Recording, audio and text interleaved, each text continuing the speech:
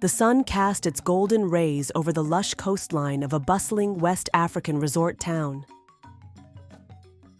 Beneath the swaying palm trees, the air was thick with the scent of sea salt and roasted plantains from nearby vendors.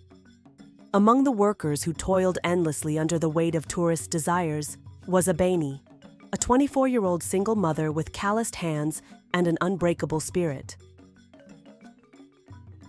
Her daughter, little Saad, was the heart that kept her alive. Abeni had no family to turn to, no village elder to leave Saade with. With no money for daycare, she did what she had to, brought Said along to work at the prestigious Ivory Sands resort, hiding her in staff quarters, praying the manager wouldn't notice. But that morning, Mr. Lawrence, the white, balding, perpetually furious resort manager, caught sight of the little girl playing quietly in a corner. His face turned red with rage. "I've warned you before, Abeni. No children allowed. One more time and you're out." Fear clutched at Abeni's throat, squeezing until she could barely breathe. The weight of her helplessness pressed down on her, but she had no other options, no sympathetic ear to turn to, no safety net to catch her if she failed. The cold warning from Mr. Lawrence echoed in her mind. If she was caught again, she would lose everything. So, she devised a plan, desperate but necessary. That evening, with her heart hammering in her chest, she led Said to one of the vacant chalets on the farthest edge of the resort, a place seldom visited by guests. The room smelled faintly of cleaning agents and sun-warmed wood. She knelt beside her daughter, brushing a stray curl from her forehead. "Stay here, my love. Be quiet and don't open the door for anyone but me." Said, wide-eyed but trusting, nodded as Abeni handed her a small bag of biscuits and a juice bottle. "I'll come check on you soon," she promised, kissing her daughter's forehead before slipping out into the humid evening air, closing the door softly behind her. She worked with a heavy heart, constantly checking the clock, counting the minutes until she could return. When the first check-in came, she found Saad curled up on the bed, nibbling on a biscuit, her tiny hands clutching her doll. Relieved, Abeni squeezed her fingers and whispered, "I'll be back soon. Be strong for me."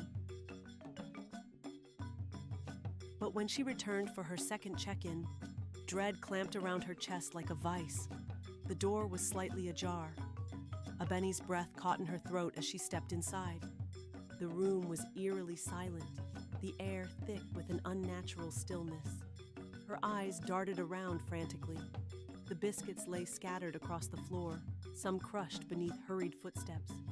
The juice bottle was overturned, a dark stain seeping into the wooden planks. The small pillow where Said had rested was indented, but she was gone. Panic struck like a dagger to Abeni's chest, cold and unforgiving. Said was gone. Abeni screamed, ran, begged, her voice hoarse from desperation. Everywhere she turned, no one had seen her child. The other guests at the resort averted their gazes, whispering among themselves, offering nothing but pitying glances. The staff merely shrugged, indifferent to the agony twisting through her soul. She pleaded with the resort security, gripping the sleeve of the uniformed man at the entrance. "Please, help me. My daughter, she's gone." The guard pried her fingers off his arm, sighing impatiently. "Ma'am, children wander off all the time. Check the beach, the play area." But she wouldn't just wander off. Abeni's breath came in short, frantic gasps. The man crossed his arms, unmoved. "If she's still missing by morning, report it to the police." "Morning?" Abeni wanted to scream. Every passing second felt like a knife twisting in her chest. She shoved past them and ran through the resort grounds, calling Sadie's name until her throat burned. She questioned every passerby, dashed to the playground, the poolside, the marketplace nearby. Nothing. Said had vanished. Despair clawed at her as she rushed to the nearest police station. The building smelled of stale sweat and negligence, its cracked walls and flickering tube light a reflection of the lethargy inside. The officer at the desk barely lifted his head from his paperwork when she burst in, breathless and trembling. "My daughter is missing," she gasped. "She's only 6, please, you have to help me."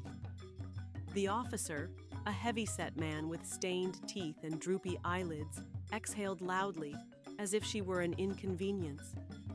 He leaned back in his creaking chair, picking at his teeth with a matchstick. "Children go missing every day, madam," he said in a dull, disinterested tone. "Go home and wait." Wait? Wait for what? For her child to return on her own? For some faceless predator to decide her fate? But Abeni didn't go home. She searched every alley, knocked on doors, chased whispers of child trafficking rings that lurked in the shadows of the bustling city. She followed rumors to abandoned warehouses, scanned every crowd, peered into tinted windowed vans parked suspiciously along the roads. She ignored the warnings from strangers who told her to stop asking questions before she attracted the wrong kind of attention. Days turned into weeks. Her body grew weak, her once vibrant skin turned dull, her clothes hung loose on her frame. Still, she searched. Then one night, a whisper reached her ears. A hushed conversation between 2 men outside a dimly lit bar. "A little girl," one murmured. "Pretty thing, about 6. She was taken on a late-night boat last week, headed for the mainland. You know how it works. Papers forged, a new name, new parents." Abeni's blood ran cold. Sade. Her daughter was out there, slipping further from her grasp with each passing moment. And no one, not the resort, not the police, would help her. If they wouldn't, then she would do it alone, even if it meant tearing the whole city apart. Months later, through hushed conversations in dimly lit alleyways and threats whispered by men whose very presence sent chills down her spine, Abeni uncovered the horrifying truth. Sade had been sold, not adopted, under the guise of a fraudulent paperwork trail that led to a wealthy European family. Her precious child had been trafficked, her identity erased, her fate sealed by men who saw her as nothing more than currency. The legal system was a fortress of indifference, too high, too thick, too unwilling to let her in. Court clerks turned her away with cold, dismissive glances. The police? Corrupt to the core, their hands greased by the very criminals she sought to expose. The Border Patrol? Bought and paid for, their silence ensured by stacks of dirty money. The airport officials? They barely hid their smirks as they shrugged at her agony, treating her as just another desperate woman chasing shadows. Yet Abeni never stopped searching. She lived 2 lives, one as a quiet housekeeper, still toiling at the lavish resort where tourists came and went, oblivious to the storm raging inside her, and the other as a relentless mother, clawing through the underbelly of society for a single clue. She haunted the dark corners of the city, bribing informants, whispering her daughter's name to smugglers and outcasts who dealt in lost souls. She met with journalists who promised exposés but delivered nothing.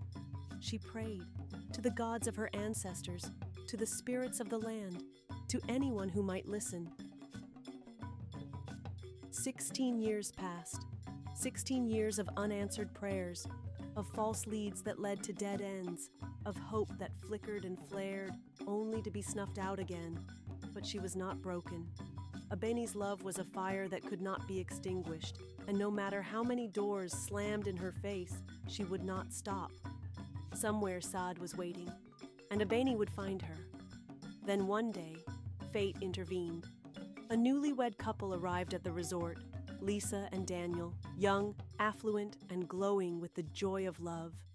They moved through the sun-drenched lobby with an ease that spoke of privilege, their fingers intertwined, their laughter like the soft chime of crystal glasses. Abeni was polishing the mahogany reception desk when she saw them. Her heart stopped. She knew those eyes, the sharp cheekbones, the way Lisa tilted her head when she listened. the same unconscious gesture Sade had made as a child whenever she was curious, absorbing the world around her with quiet intensity. Abeni's breath hitched, her fingers tightening around the cloth in her hand. It couldn't be. It wasn't possible. Yet, as Lisa turned to accept the key card from the receptionist, a stray beam of afternoon light caught the delicate curve of her jawline, the familiar shape of her nose. The years had changed her, but not enough to erase the truth from a mother's heart. Abeni wanted to run to her, to scream her name, to take her into her arms and never let go. But she couldn't. Who would believe her?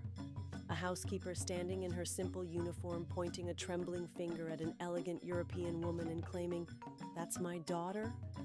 She watched. She listened. She waited. For 2 days, she remained in the shadows, observing Lisa's movements, the way she laughed with her husband over candlelit dinners, the way she dipped her toes into the ocean, standing at the shore as if something deep inside her longed for it. On the third evening, Lisa wandered alone through the gardens, the scent of hibiscus and salt in the air. The glow of lanterns cast soft halos of light on the stone pathway. Abeni stepped forward. "Excuse me, miss," she said softly. Lisa turned, her eyes warm, polite. "Yes?" Abeni's throat felt dry. She had rehearsed this moment in her mind over and over, but now that it was here, she could barely breathe. "May I ask you something?" Lisa nodded. "Of course." Abeni hesitated, the weight of 16 years pressing against her ribs, each second stretching unbearably between them. Her hands clenched at her apron, her breath shallow as she looked at the young woman before her. "Do you know where you were born?" Lisa frowned slightly, tilting her head. "I was adopted as a baby. My parents told me I was from Africa, but they never gave me details." Abeni's breath shuddered out of her. She had known. Deep down, she had always known. But hearing it confirmed shattered something fragile inside her, something she had foolishly held together with hope. Her fingers trembled as she wiped them on her apron, the fabric damp with years of quiet labor, of waiting. "May I see your birthmark?" Lisa's body tensed, her posture shifting from mild curiosity to guarded suspicion. "How do you know about that?" Tears blurred Abeni's vision. "Because I was the first person to kiss it when you were born." Lisa's breath hitched. A cold shiver trailed down her spine. What are you saying?" Abeni fumbled in the pocket of her apron, her fingers curling around the fragile edge of a photograph. She pulled it out, worn, creased from years of unfolding and refolding, its edges frayed like the threads of a dream slipping away. Lisa stared at it. A baby, round-cheeked and wide-eyed, bundled in a faded cloth with tiny fingers curled into a fist. Something about the picture made her heart clench, an unexplainable tug in the depths of her soul. Her hands, steady just moments ago, now trembled as she reached for it. She traced the edges with the tips of her fingers, her lips parting, a strangled sound escaping her throat. Before she could speak, heavy footsteps crunched against the gravel behind her. Daniel. His presence was firm, protective. His gaze flickered between his wife and the older woman, instantly wary. "Is everything okay?" Lisa's voice came out barely above a whisper. "This woman, she says she's my mother." Daniel's expression darkened, his jaw tightening. His grip found Lisa's arm, grounding her. "This is absurd. Let's go." Lisa hesitated. The warmth of his hand was reassuring, familiar. But something inside her wavered. She looked back at Abeni, at the sorrow pooling in her deep, tear-filled eyes, at the desperation, the love, the silent plea that echoed louder than words. Abeni took a shaky step forward, her voice breaking. "Sade, it's me, my love. I have waited so long." Lisa flinched. The name, it felt foreign, and yet something about it stirred inside her like a half-forgotten melody from a childhood lullaby, lost in the corridors of her mind. For a fleeting moment, doubt flickered in her gaze. But then, reality crashed down. She had been raised by different hands, in a different world. Her childhood had been filled with laughter, warmth, security, different names, different faces, a different life. The woman before her, this housekeeper, was a stranger. Lisa shook her head. She turned away. Abeni reached out, fingers trembling, but Daniel was already leading her away, his grip firm, his stride unwavering. Lisa stole one last glance over her shoulder. Abeni stood frozen in place, her expression crumbling, years of longing collapsing into anguish. And then Lisa was gone. Abeni's legs gave out, and she sank to her knees. A wail, raw and broken, tore from her lips, swallowed by the night. The ocean waves roared in the distance, indifferent to her suffering, carrying her cries far beyond the horizon. The resort bustled on, glasses clinked, music played, laughter rippled through the air. But Abeni's world had shattered. She rocked forward, pressing her palms into the damp earth beneath her body trembling with grief too vast to contain. Her fingers clawed at the sand, as if she could dig up the past, unearth what had been stolen from her. Through the blur of her tears, her lips moved, whispering words ancient and powerful, words passed down through generations, uttered only in the depths of unbearable sorrow. She raised her trembling hands to the heavens, her voice hoarse, raw. To those who tore my child from me, may your joy turn to ash in your mouths.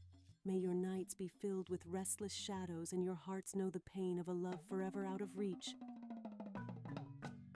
As I die with this sorrow, may those who caused it never find peace. A gust of wind howled through the trees as if the universe itself had heard her grief. A sudden stillness settled over the resort, unnoticed by the guests wrapped in their revelry. But in the darkness, something shifted. Abeni slumped forward, her strength finally leaving her. The weight of her pain pressed down until her frail body could take no more. The last sound she heard was the crashing of the waves, the lullaby of a mother who had lost everything. By morning, they found her lifeless body near the garden path. Some whispered of a heart too broken to keep beating. Others swore they heard her voice in the wind that night, calling out a name no one understood.